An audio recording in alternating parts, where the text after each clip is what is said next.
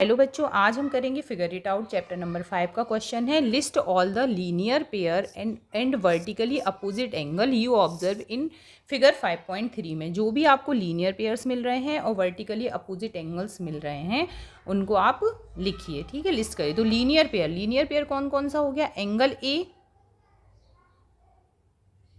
And angle B.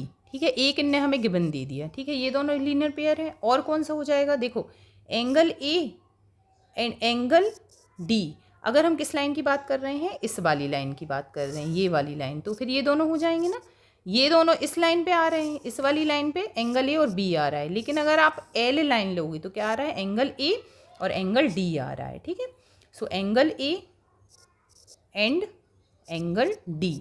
उसके बाद अगर आप लाइन एम ले रहे हो, एम वाली लाइन पे क्या हो रहा है? एंगल डी और सी भी आपके लीनियर पेयर हैं। So angle D angle C.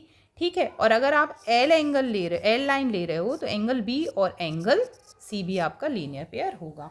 Pair of vertically opposite angle. Vertically opposite angle देख लेते हैं हम। वर्टिकली अपोजिट मतलब ये वाला एंगल इसके एंगल के इक्वल है, तो ये तो हमें गिवन है, तो ये वाला जो एंगल है वो इसके इक्वल होगा। ठीक है, तो angle A and angle C. और तो नहीं यार, आपके वर्टिकली अपोजिट दो ही हैं। ठीक है, तो ये हो गया आपके वर्टिकली अपोजिट्स एंगल। नेक्स्ट है हमारा परपेंडिकुलर लाइंस। तो परपेंडिकुलर लाइंस क्या होती हैं? जब भी आप ऐसा एक पेयर बनाते हो इंटरसेक्टिंग लाइंस का जिसमें all four angles are equal. और फोर एंगल्स आर इक्वल मतलब आपकी लाइन बनेगी ऐसी, ताकि आपका ये वाला ये और ये चारों एंगल्स इक्वल हो जाएं। Can you figure out? ठीक है, देखो इसने थोड़ा सा ऐसे बना दिया है, पर इसे अगर आप थोड़ा सा घुमाएंगे तो ये आपका ये ही बनेगा। ठीक है, तो इसमें क्या है? चारों एंगल्स इक्वल हैं। अब हमें पता है कि लीनियर पेयर का जो सम है 180 होता है। सारे एंगल इक्वल हैं। लीनियर पेयर में दो एंगल है तो सब क्या हो जाएंगे? 90 के। तो ये सारे एंगल्स क्या हो जाएंगे? 90 डिग्री के एंगल्स हो जाएंगे। तो यही हमें गिवन है। If two lines are intersect all four angles are equal. अगर दो लाइन इंटरसेक्ट कर रही हैं, उनके चारों एंगल इक्वल हैं, then each must be a right angle. तब हर एक एंगल क्या होगा? एक राइट एंगल होगा, 90 डिग्री का होगा। Perpendiculars line are a pair of line which intersect each other at right angle 90 degree.